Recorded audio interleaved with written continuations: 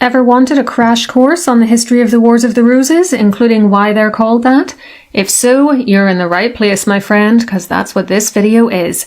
From Edward III to Richard III, the Princes in the Tower, Lady Margaret Beaufort and the rise of the Tudors, I've told you that in the year 1453, Henry VI and Margaret of Anjou finally had a child, their son Prince Edward of Wales. What I didn't mention earlier, though, was that at that time, King Henry was in the midst of a serious breakdown, which left him catatonic and unable to even recognise the baby when the child was presented to him. When it became clear that his condition was not going to resolve quickly, a protector had to be appointed to care for the realm. This protector was Richard, Duke of York, who assumed the position on the 27th of March 1454, and who, quote, governed the whole realm of England most nobly and in the best way, according to the chronicler John Bennet. York did not get along well with Queen Margaret, who felt her son's position was under threat from the man who was second in line for the throne after baby Prince Edward.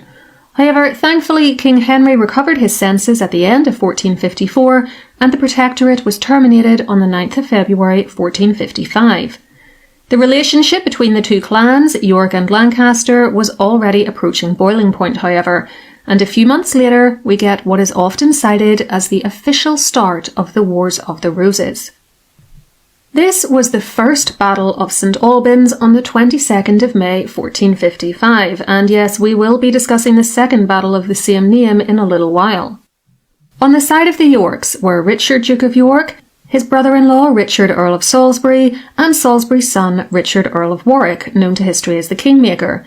As you may have noticed, there are a ridiculous number of Richards, Henrys, and Edwards in this story, and I will try to help you keep track of them as much as possible, but please be kind if I accidentally say the wrong name at some point. It's hard for me to keep them all straight in my mind too, and that particular slip is one that's happened to me before, so I'm a bit paranoid it could happen again. On the side of the Lancasters were Henry VI and one of his greatest supporters, the Duke of Somerset. Somerset was killed in the battle, which was won by the Yorks. Henry ended up being little more than a pawn of the Yorks, and the Duke of York was again made protector of the realm in November that year, though the reasons why are unclear. That protectorate lasted only 3 months, though. This highly fractured family stumbled on for another few years, trying to run the country and not murder each other, but there was only so long they could keep it up. In March 1458, there was an attempt at a public show of unity with the so-called Love Day celebrations, in which Duke Richard and Queen Margaret walked hand in hand through London, but by the following year, it was all-out war again. On the 23rd of September 1459, the Battle of Blore Heath was fought, in which the Yorks, led by the Earl of Salisbury, defeated the Lancastrians. But just 3 weeks later, there was a turnaround when the Lancastrians beat the Yorks at the Battle of Ludford Bridge, after one of York's allies, Sir Andrew Trollope, defected. The Duke was forced to flee to Ireland with his second son, the Earl of Rutland, while his eldest, Edward, Earl of March, made for France along with his Neville relations. Cecily Neville, Duchess of York, was left behind with some of her younger children in the nearby Ludlow Castle and taken prisoner. She was then placed into the custody of her sister, Anne, Duchess of Buckingham, probably at Maxstoke Castle. Her husband was attainted and most of his money and goods seized, though 1,000 marks were set aside to support the Duchess and her children, perhaps because she had begged Henry VI for mercy in person.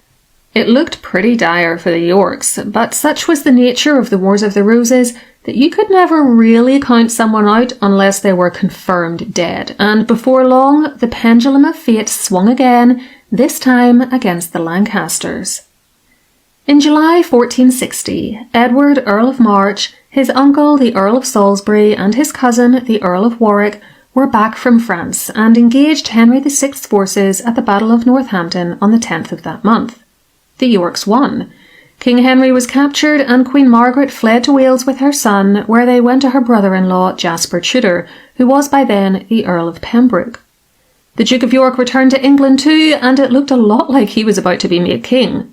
Thanks to the intransigence of Parliament, things never went quite that far, but an Act of Accord was passed on the 31st of October 1460, stating that York and his descendants would now inherit the throne after Henry's death, thereby cutting his son, Edward Prince of Wales, out of the picture entirely.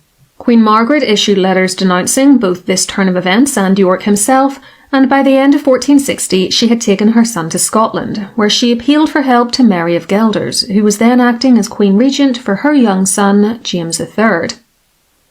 Richard, Duke of York, was on the cusp of getting everything he wanted, but then he did something inexplicably stupid. Having travelled north, he was ensconced in Sandal Castle with his second son, Lord Rutland, when, on the 30th of December 1460, he left the safety of its walls for reasons unknown and was promptly killed by Lancastrian forces at the Battle of Wakefield. The 17-year-old Rutland died too, and Lord Salisbury was executed. The heads of all three, and a number of others, were placed on the walls of the city of York with a paper crown on the dukes in order to mock his pretensions to the throne. Events now moved very fast, in medieval terms at least. Queen Margaret, who was one tough cookie and who is known as one of the she-wolves of France for good reason, marched back into England in January with Scottish troops, hooked up with Lancastrian troops in York, and made for London. Meanwhile, Jasper Tudor and his father Owen engaged the Earl of March's troops at the Battle of Mortimer's Cross in early February. They lost, and though Jasper made it out alive and fled into exile, spending much of the next few years in Scotland and France, his father Owen, the widower of Queen Catherine of Valois, was captured, executed, and his head spiked. Meanwhile, in London, the Earl of Warwick took the imprisoned King Henry and an army and left the city to go fight the approaching forces of Queen Margaret. Why he took the king with him, we can only guess at. But perhaps he hoped the monarch's presence would lower the chances of Lancastrian troops fighting and doing anything that might risk Henry's life. It proved to be a bad gamble. At the second Battle of St Albans, didn't I promise you we'd get there? On the 17th of February, Warwick was defeated and King Henry was freed and reunited with his wife. Warwick did a runner and went to join forces with his cousin Lord March, who was technically the Duke of York now after his father's death, but you'll rarely see him referred to as such, and I'm just going to continue to call him March for now to avoid confusion. Now, you would think that Henry and Margaret would have no trouble just walking back into their capital city, but the Londoners heard about the Lancastrian army plundering their way from St Albans to the city, and frightened of what was coming for them, they locked the city gates against the king and queen. As March's forces approached, the Lancastrians opted to make a retreat, and on the 26th of February, it was Edward, Earl of March, who entered the city instead. Barely a week later, on the 4th of March, this tall, handsome 18-year-old boy, who had proven himself to be a deadly military commander, was declared King Edward IV. Henry had been deposed. There was a frantic attempt to get the crown back at the Battle of Towton on the 29th of March, which cost as many as 28,000 lives. Sources vary on how high the casualty rate was. But the Yorks won, and the next day, Henry, Margaret and their son fled to Scotland. It seemed as though the Wars of the Roses could be over, with the Yorks victorious. But look at how long this video is. We're nowhere near done yet. The first reign of Edward IV, and the word first should give you a good idea of what's coming, was marked by his scandalous and initially secret marriage to the English Lancastrian widow Elizabeth Grey, née Woodville, in 1464. This went against the wishes of his advisers, most notably his cousin Richard, Earl of Warwick, who wanted him to make a grand alliance with a European princess called Bona of Savoy, and the new queen was unpopular, partly as a result of her background and lowly birth, and partly because she had a huge extended family who soaked up a lot of money in prime marriages within the aristocratic marriage market as they rose up the ranks along with her. Together, the king and queen had 3 daughters in the 1460s, Elizabeth, Mary and Cecily, born in 1466, 1467 and 1469 respectively. The lack of a son was frustrating to be sure, especially as Elizabeth had produced 2 healthy boys for her first husband, but King Edward could take comfort in the fact that he had at least captured King Henry in July 1465, after Henry had gone on the run after losing the Battle of Hexham in May, which had been an attempt to regain his throne. He was locked up in the Tower of London, though his wife and son remained at large on mainland Europe. Other problems for Edward were closer to home, where his cousin Lord Warwick and brother George Duke of Clarence were proving to be a real headache. The once close bond with Warwick and George fractured over things like the Woodville marriage, differences in approaches to foreign policy, and the fact that Edward would not allow Clarence to marry Warwick's daughter Isabel. Tensions only really flared up, though, when Warwick and Clarence took the girl to France, where George married her anyway in July 1469. They then returned to England and went into open revolt against the king. Having joined forces with a group of northern rebels led by a man calling himself Robin of Reedsdale, though his real name is unknown, they clashed with Edward's forces at the Battle of Edgecote on the 26th of July, and the king lost. He was taken prisoner and locked up in Warwick Castle, while his father-in-law, Earl Rivers, and brother-in-law, Sir John Woodville, were captured at Chepstow, taken to Kenilworth Castle near Coventry, and executed there on the 12th of August without trial. The Queen's mother, Jacquetta of Luxembourg, Dowager Duchess of Bedford, was accused of using witchcraft to bring about the marriage between her daughter and the king.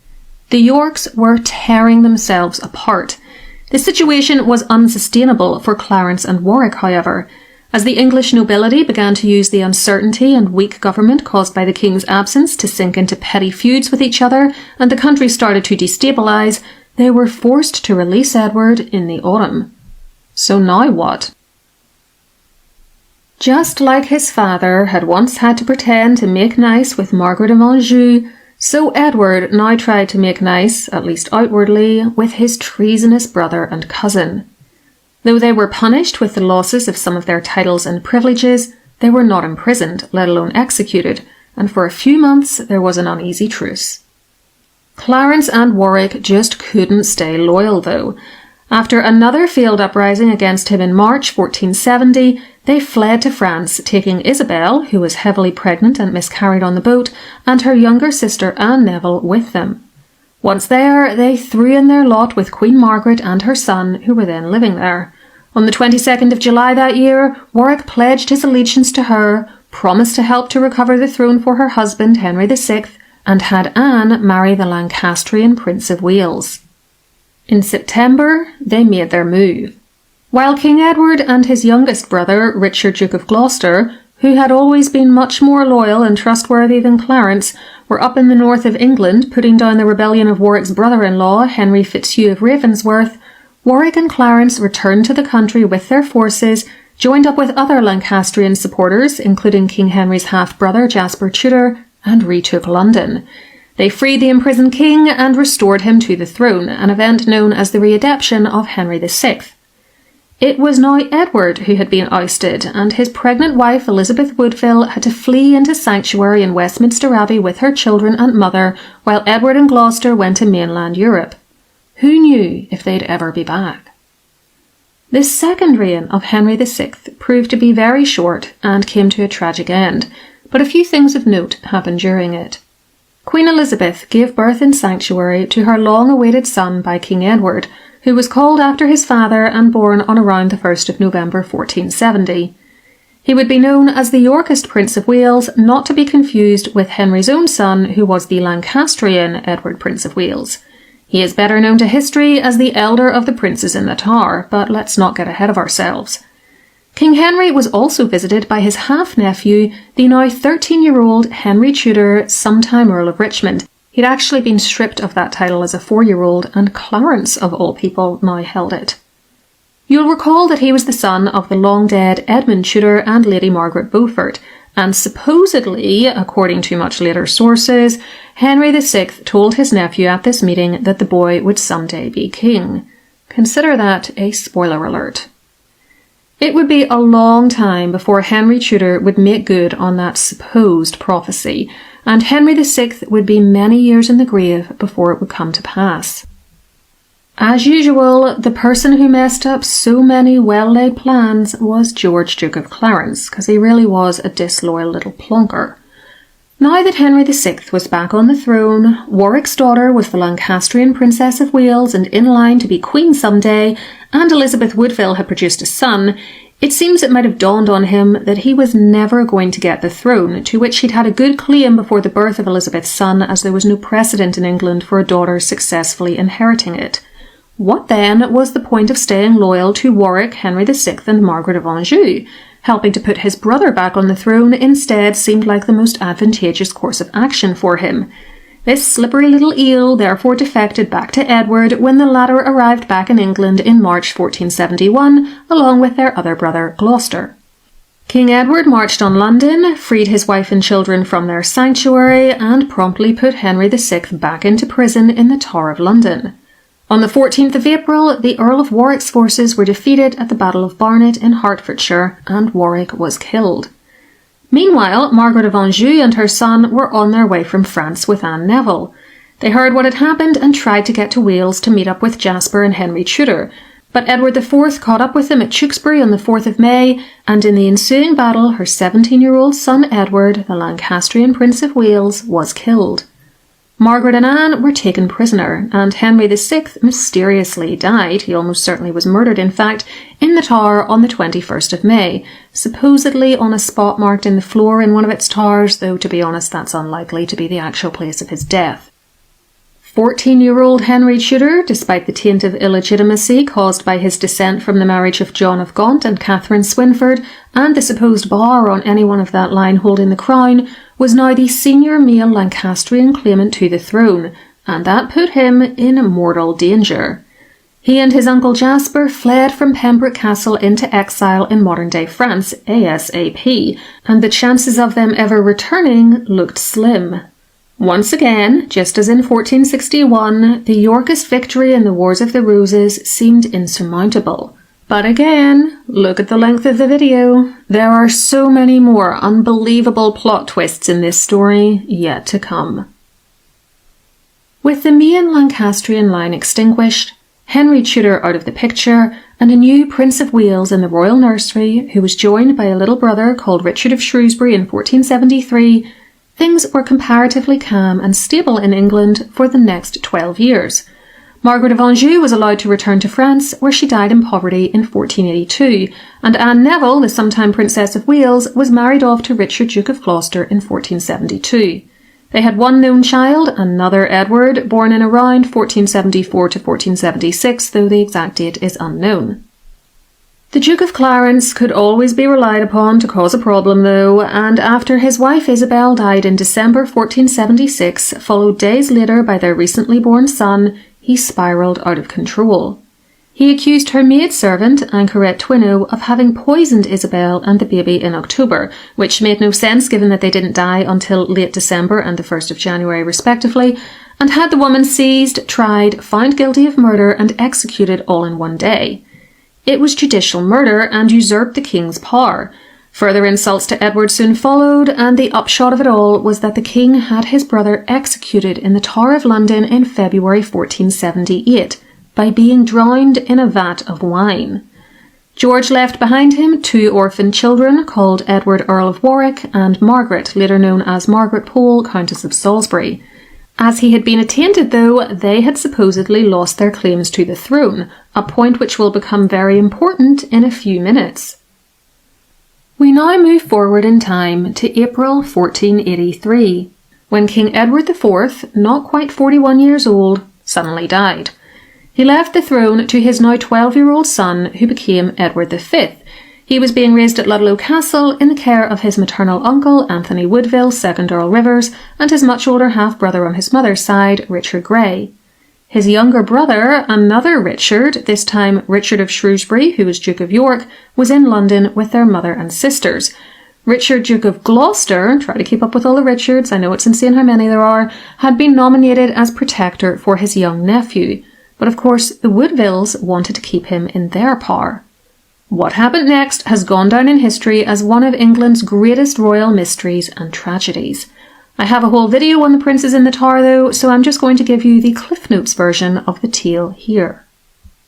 The new king set out for London for his coronation on the 24th of April, in the company of his uncle, Lord Rivers. On the way there, they were intercepted by Gloucester at Northampton on the 29th of April. At some point, the sources are a little confused as to the chronology, Henry, Duke of Buckingham, also arrived. He was a cousin of Gloucester's, but also the husband of Elizabeth Woodville's sister Catherine, and therefore yet another of Edward V's uncles. Also present was Edward V's half-brother Richard Grey. The men all dined together, though the new king was not there as he was lodged nearby in Stony Stratford, and then all retired for the night. The next day, the 30th of April, Gloucester had Rivers, Grey and their companion Sir Thomas Vaughan arrested on charges of treason and sent north, while he and Buckingham took custody of the new king and continued on for London. When the Dowager Queen Elizabeth heard what had happened, she took all her remaining children, including Richard of Shrewsbury and her other son from her first marriage, Thomas Grey, Marquess of Dorset, into sanctuary in Westminster Abbey on the 1st of May. When the king arrived in London on the 4th of May, he was placed in the Tower to await his coronation, scheduled for the 22nd of June. Things now took an even more serious turn, though. Apparently on the 9th of June, the exact chronology is a little fuzzy again, at a meeting of the Royal Council held at Westminster Palace, Bishop Robert Stillington announced to those present that Edward V could not be crowned king because he was illegitimate. Stillington claimed that he had married Edward IV to the English noblewoman Eleanor Talbot, daughter of the Earl of Shrewsbury, several years before Edward married Elizabeth Woodville in 1464, and that the Woodville marriage was therefore void and its children had no claim on the throne. As Clarence's children, who would otherwise be next in line, were supposedly barred from the throne due to their father's attainder, told you that would be important, this made the dead king's youngest brother, Richard, Duke of Gloucester, the next heir. One of Edward V's strongest supporters was Lord Hastings, but he was summarily executed on the 13th of June on Gloucester's orders. 3 days later, the Duke of Buckingham and the Archbishop of Canterbury went to Westminster Abbey, where Queen Elizabeth handed over her youngest son, Richard of Shrewsbury, Duke of York. We don't know if she did so voluntarily or not. He was immediately locked in the Tower of London with Edward V, and the next day the coronation was postponed for 4 months. It would never actually happen. On about the 20th of June, Edward and all his siblings were declared illegitimate by a gathering known as the Three Estates of the Realm, made up of the men who had congregated in London in anticipation of a parliament which was to have been opened by the young king after his coronation. 2 days later, Friar Ralph Shaw was asked to preach a sermon at Paul's Cross against the rights of illegitimate children. It was seen as a clear reference to the children of Edward IV by Elizabeth Woodville. Shortly afterwards, her brother and son, Earl Rivers and Richard Grey, plus their associate Sir Thomas Vaughan, were executed at Pontefract Castle on the 25th of June on the almost certainly false charge that they had planned the death of Richard of Gloucester. Seeing that Woodville's support was being brutally decimated, and knowing that the bounds of sanctuary couldn't protect him from an armed assault, the Marquess of Dorset soon after fled to France, where he joined Henry Tudor. Also on the 25th of June, the Duke of Buckingham made a speech at the Guildhall in London in which he said that the Woodville marriage was void, and at Baynard's Castle on the 26th of June, Gloucester formally accepted the crown as King Richard III. He and his Queen, Anne Neville, were crowned on the 6th of July. As for his nephews, after a few sightings within the Tower of London, they disappeared from view and were never seen again. A rescue attempt in July failed, and it was widely assumed, then and now, that they were killed that summer on their uncle's orders. In 1674, workmen at the Tower found the skeletons of 2 boys buried beneath a staircase which were believed to be them, and which were interred in an urn in Westminster Abbey on the orders of King Charles II. Back to the year 1483, however. Believing her royal sons to be dead, Queen Elizabeth Woodville, now known as Dame Elizabeth Grey as her second marriage had been declared null, conspired from her sanctuary with Lady Margaret Beaufort to have Margaret's son, Henry Tudor, take the crown and marry Edward IV's eldest daughter, Elizabeth of York.